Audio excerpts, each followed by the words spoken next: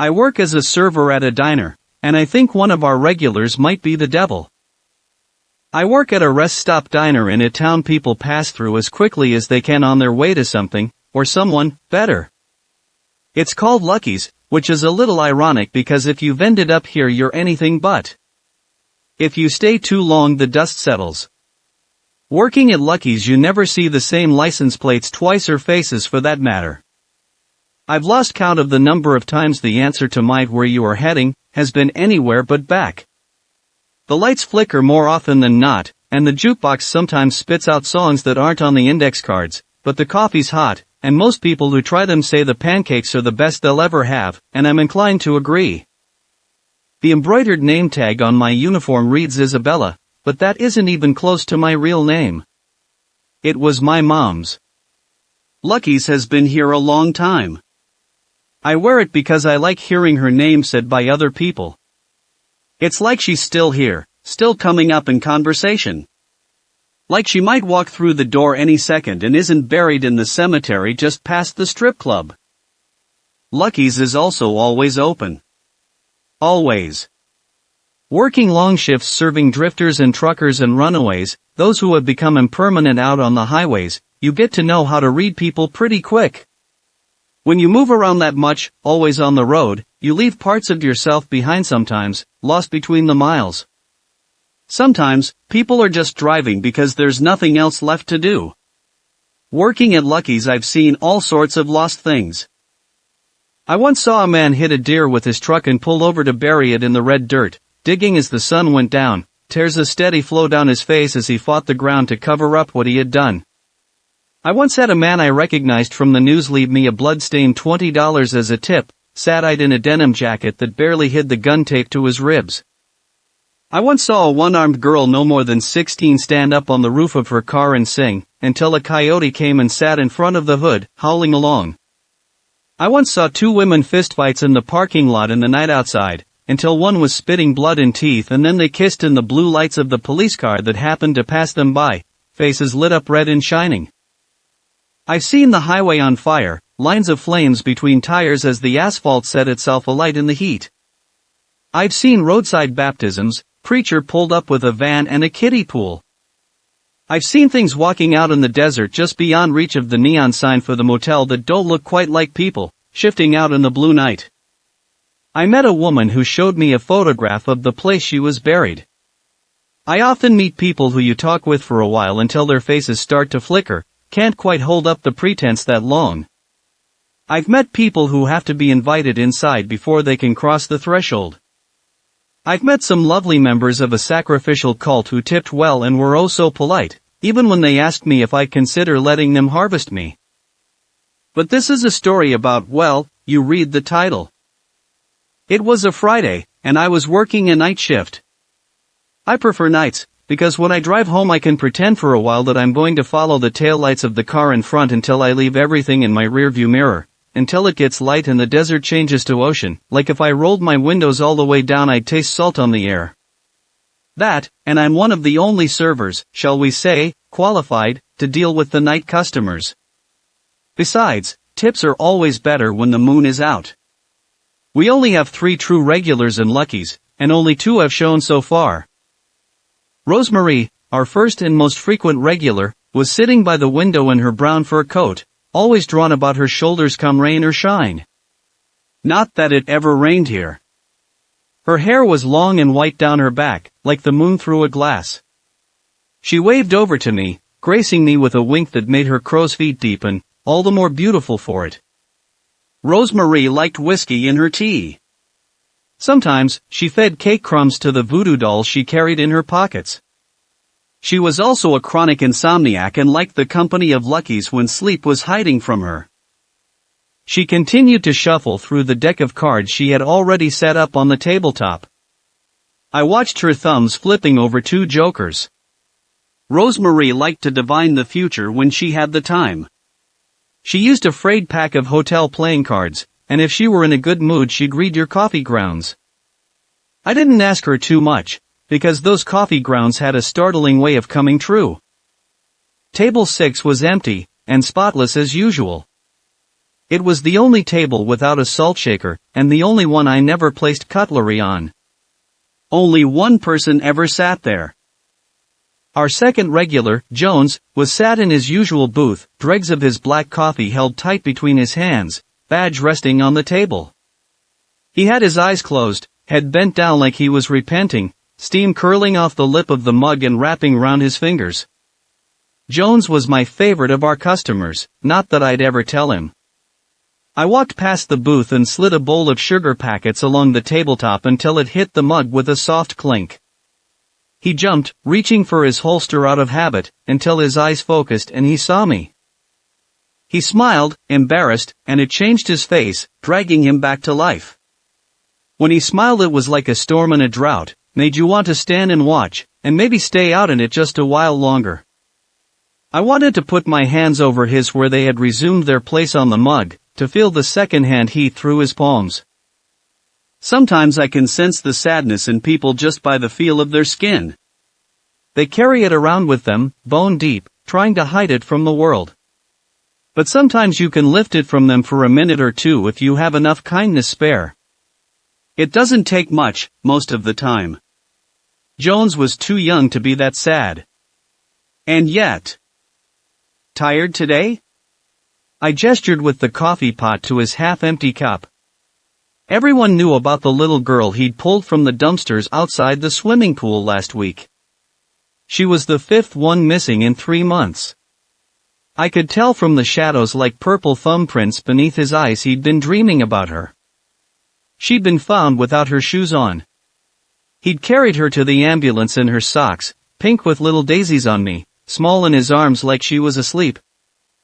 Lou the fry cook had cried when I told him that the other day. I really liked Lou. He was almost too big to fit through the service door and had a tattoo of his dog just below the one of the angels of death on his shoulder. Lou sheds a tear for most things. The dead raccoons we're always finding by the back door with their hands missing. Whenever there's a new missing poster plastered over the cracked glass of the phone booth in the parking lot. Every time he hears I Will Forever Hate Roses when it decides to pop up on the jukebox. Big guy, bigger heart. Always tired, Jones said as I poured. Another girl went missing yesterday. As I poured, I made sure to brush his thumb where it rested on the cup handle with the inside of my wrist, lifting out that sadness as far as I could. He smiled up at me, shy, and I smiled back before I could stop myself. I walked on to the next booth, 2 truckers with faces that had seen too much sun. One was showing the other the photos of his new baby in his wallet. He had tobacco-stained teeth, a scab on his cheek and wing-chapped lips, and his smile was the most beautiful thing as he talked about his kid, lit up like Christmas morning. He showed me too as I refilled his coffee, and I stayed and talked to them a while. The other trucker, with gold-backed teeth, told me how he'd used to drive pigs, but couldn't handle the guilt when he handed them over to the slaughterhouse. Said he'd look right into their pink faces through the slats and their eyes looked right back, bright and pleading like they knew what he'd done. Said he still dreamt about them. Now he drove freezers of seafood, specialty deliveries for fancy hotels. He'd never seen the ocean. Lou slammed the bell from the depths of the kitchen, and I got back to work, taking orders from a woman with a Labrador who ordered hot dogs for them both, and 3 teenage boys in their blood-stained varsity jackets in the corner, who had $10 between them and asked for as many waffles as they could get. They often came in on full moons, leaving their bikes chained up in the parking lot. They were always hunting something, with their baseball bats, backpacks filled with bullets and their daddy's guns, but they were nice kids, so I always gave them extra scoops of ice cream. Besides, I knew they needed energy, because when they were hunting they had to run fast. Fast. There used to be 4 of them. I cleared the table from the 2 women at the next booth on my way back. They looked to be twins, both dressed in long silk skirts and hiking boots, red hair piled up messy on top of their heads. Neither acknowledged me, not out of rudeness but because they were too preoccupied, packing up their bags, overspilling with maps and notebooks. I spied a roll of duct tape and a bottle of vodka in there too, along with some stakes and crucifixes. They were deep in conversation, waving their hands, and I caught a little of it as I stacked their empty glasses, lipstick round the rims. I know where I buried him, Sylvia dash, you don't know Jack's hit. We dug for hours, and dash. My mom always taught me eavesdropping was rude, so I left them to it and headed into the kitchen. But I got the sense that wherever they had left, whoever he was, he certainly wasn't there no more. I wanted to tell them, but like my mom said, it's not polite to listen to other people's conversations. You never know what you'll wish you hadn't heard. Lou was dancing to the radio, swaying his hips to Sugar Hill as Dolly sang down the wires. He waved at me with the spatula he was using as a microphone. Carlos handed me a plate of pancakes. Carlos had worked here so long he'd known my mom and was the only one who knew my real name. He sometimes came with me on the weekends to change the flowers on her grave. He always brought her desert flowers, growing from the same earth she was. Carlos was also the only one who knew the recipe for Lucky's pancakes, and the only one that could cook them right. On days when he wasn't working, we had no pancakes. Simple as. That was just the way it went. I'd learnt that the hard way, but that's another story. Along with the pancakes, came a warning. He's back. He gestured through the doors. Table 6. Our final regular had showed. It had been a while since he'd been around. I hadn't even seen him come in, but that wasn't unusual. He moved in mysterious ways. I raised my eyebrows. Carlos raised one back. Oh. He tossed me the salt with a grimace, and I filled the pockets of my apron. Lou banged around in one of the staff lockers for a moment, until he emerged triumphant, waving a Bible that had definitely seen better days. He placed it on the counter next to the syrup jugs and flipped it to a random page. We leant over his huge shoulders to read what it said.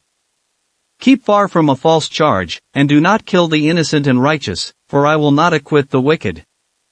Lou shrugged and patted me on the shoulder. I don't get paid enough for this. I took the pancakes to table 6, which had been empty the last time I'd looked. It was now very much occupied. The man sat at table 6 was smiling as I walked over. If you could call it a smile. It was more like a rictus, lips straining deep red at the corners of his face. His eyes kept darting from side to side, too fast to count, like his pupils couldn't make up their mind where they should be. His hands shook as I got closer, hovering like flies on a carcass. I tried to lean as far away from him as I could as I placed the plate on the tabletop, but as I pulled my hands away he darted his neck out fast, whipping his head up and tilting his face towards me. He sniffed in, hard, eyelids fluttering. He giggled, shrill like it was stuck on the roof of his mouth. I recoiled, trying to hide the urge I had to run back to the kitchen. There's something about hearing a grown man giggle that makes the skin crawl. Can I get you anything? I asked, faking bright. I'd take your name. He gripped one of the pancakes in his fist, turning it to mush. I tapped the name tag on my uniform. He shook his head, grinning, shoulders almost vibrating with this strange fluid roll as his smile slipped for a second, front teeth jutting suddenly, tongue sharply poking out. Filth was caked under his nails, red like the dirt on the sides of the road. Then he was smiling again, swaying slowly from side to side, feral, in his hunting jacket. His hair hung in greasy strings around his ears, like blonde rat tails, and they swung with him, back and forth. Isabella, Isabella, Isabella. Tea donut sweet. He suddenly slammed his hand up to his face, shoveling the crushed pancake into the gaping hole of his wide mouth. I jerked back, the movement was so sudden. I shoved my hands into my apron, reaching for the salt, and his eyes narrowed. There's no need for that, came a voice from behind me. It rolled across my shoulders, deep, to the bone. Mr. Prince. I turned to face our third regular, relief mixing with fear and a swirling pit in my chest. Kinda like that feeling you get at a fairground in midsummer, when you've been on a carousel too long, and part of you knows you need to get off, but the other part doesn't want to leave because you know as soon as you stand still you're going to be sick. Mr. Prince had that effect on people. Mr. Prince was dressed, as always, in his black pinstripe. His Stetson was darker than the night outside, and his boots shone like they were wet. If you didn't notice the upside-down crucifixes embroidered daintily onto his custom lapels, you'd think he was just a man with money, maybe mixed up in something a little shady, like oil, or pharmaceuticals. He was handsome by the way of his jaw, with his bone-white smile, but his black sunglasses were balanced on the bridge of his nose, silver-rimmed and gleaming, hiding his eyes as usual. When he spoke it was a drawl, dragged up from the depths of the South. "I'm sorry for my acquaintance. He's a little," Mr. Prince glanced at the man sat at table 6 as he panted with his tongue hung out, like a dog. "Overexcited." Mr. Prince sat down and the lights above the booth flickered. He tilted his hat back on his head and the jukebox coughed and skipped, and suddenly Robert Johnson was on and singing about that crossroad again. Mr. Prince popped a Marlboro Red between his teeth, and pushed the window open a sliver with the knuckles of his left hand. The silver pentagram ring on his wedding finger clacked against the glass. Mr. Prince smiled, the way snakes do when they're watching you from the grass on their bellies. The cigarette was now smoking between his teeth, although he hadn't moved. Besides, Leroy isn't the type for salt. He's just a man. He looked him up and down and his top lip curled. Barely. He turned to Leroy. "I see you started on my pancakes. But what's the point of tasty food if it isn't for sharing?" Leroy giggled that strange high sound that made me want to run and shake a little. Everything about Leroy made me nervous, fight or flight getting ready to flood my system. Mr. Prince handed Leroy a menu. "Order whatever you want." He leant forward and the lights flickered. Leroy ordered 4 cheeseburgers and a glass of milk. "Well, if that's all." I managed. I could feel Leroy's eyes clinging to my back as I left. Rosemary waved me over before I could get back to the safety of the kitchen. "I wouldn't worry about him, darlin'. She crossed herself and tapped the card on top of the pile. The Jack of Spades. It had its eyes scratched out. But not by Rosemary. It looked like it had been printed that way for years. "We won't be seeing him again." She wasn't talking about Mr. Prince. She cupped my cheek and I leant into it, her hand rough with age, but warm. I could tell she thought I looked tired. She paid for her tea and toast and walked out into the warm night waiting outside the doors. I finally made it back into the kitchen and was immediately attacked. Chilly water doused me in the face, and I threw up my arms on instinct, trying to protect my hair. Lou aggressively squirted me in the face with the spray bottle we also kept in the staff locker, the kind you use for tending houseplants. Ours was filled with holy water. "Lou! Jesus Christ, get off I'm dash," I sputtered, and he sprayed me again. I spat holy water out, dripping down the front of my dress and wiped it from my eyes, makeup running a little. I grabbed the bottle from his hands. "I think I'm good." I wasn't really mad though, better safe than sorry, especially when it comes to possession. "Sorry. Just checking. Lou sheepishly handed me a dish towel. "Already did me and Carlos." He looked down at his shoes, awkward. He was a foot taller than me and a decade older, and I hid my smile because he was twisting the toe of his boot back and forth like a little kid been kept after class. Carlos kept his eyes rigidly fixed on his hands as he started flipping patties, but I could sense him holding back a laugh, desperately clenching his teeth. I narrowed my eyes and aimed the spray bottle at him. "Maybe you need some more," I threatened. Lou snorted and then Carlos was laughing, and I was too, and that heavy feeling that had hovered over us since Mr. Prince had walked in lifted. Sometimes when things get too dark, all you can do is laugh. Mom always said that when it gets rough, you can either choose to laugh or cry. I never saw my mother cry. It was coming up at 3 in the morning as I took the burgers back to table 6. Leroy visibly drooled and clapped his hands as I walked over. I put the plate in front of him as quickly as I could, but as I pulled back, his head darted forward, and he licked the inside of my wrist. His tongue was long and wet against my pulse. I recoiled like I'd been bitten, and he laughed, shrill and manic.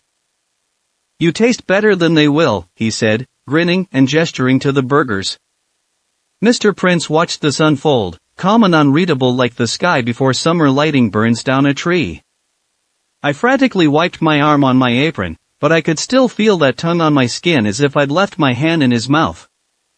I fought off the tears that suddenly burned at the corners of my eyes, because something told me Leroy would enjoy them just a little too much. I shuddered and cleared Mr. Prince's plate.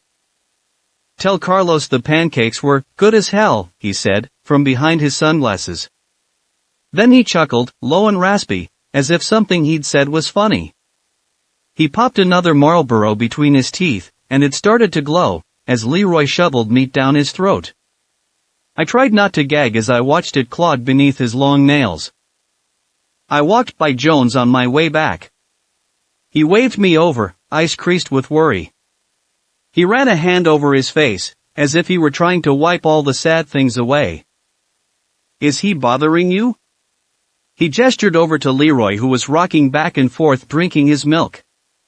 Jones suddenly looked so tired, uniform creased as his face, looking 50 instead of his 22. "Nothing I can't handle." I shook my head and thought about Rosemary. We won't be seeing him again. It felt like hours waiting for Leroy to finish. I took the order of a man with a butterfly tattooed on his neck, and some truckers pouring Jim Beam into their coffee. They asked me for an extra cup, which they placed on the empty seat on their table. "For absent friends," they said. I cleaned down the countertop, restocked the sugar packets, and took out the trash, ignoring the man in the rabbit mask that often waits out by the dumpsters. As long as you don't look at him, he doesn't bother you. I refilled coffee cups and took the orders of the large group of biker girls that came in, leather-clad and road-weary. At 3:03 a.m., Mr. Prince stood. Leroy had licked his plate clean and was sitting still, staring up at him with his teeth bared in a smile, hands gripping the tabletop so hard his knuckles were going white as milk. Mr. Prince handed me a roll of bills wrapped in black plastic that I knew better than to count. He tipped his hat. "See, Leroy. We all got to pay eventually," he said. He leaned in and spoke softly. "For I will not acquit the wicked," he smiled. He held out his hand to Leroy, palm flat, waiting. Leroy's hands shook as he reached into his hunting jacket and pulled out a pair of shoes. A child's shoes, small enough that both could fit in one hand. Little pink sneakers, dirty, with brown stains on the toes that I knew could only be one thing. Mr. Prince considered them for a moment, under the lights, and shook his head. He seemed like he was sorry, before he handed them to me. "For your man over there. Tell him to dig deeper where they looked last." He nodded to Jones, who was watching us, his badge gripped in his hand. But Jones knew better than to come over. Mr. Prince turned to Leroy and grinned around his cigarette. "We've got a way to go, the road we're talking. They say it's paved with good intentions." He chuckled, and I felt sick to my stomach. He took Leroy's hand, like a child, and they walked out into the night, warm and waiting. The doors swung shut behind them, even though nobody had touched them. The jukebox sputtered, and Chris Ray was on, singing about that road again. I placed the shoes on the table by Jones' empty coffee cup and passed on the message. He sat still for a long time after, just watching them on the tabletop, trying not to cry or scream or punch a hole in the plaster. All I could do was refill his coffee, because when someone is trying to hold themselves together like that, there's nothing left to say. My shift ended, and I drove myself home, following the taillights in front of me. I knew when I woke up it would be dark, and it would be time for my next shift, but for now, I just drove, dreaming about the ocean and watching the sun come up, like it always does, despite everything. Thanks for watching. Please comment, like, share and subscribe. The Internet Surfer on YouTube for more horror and scary stories.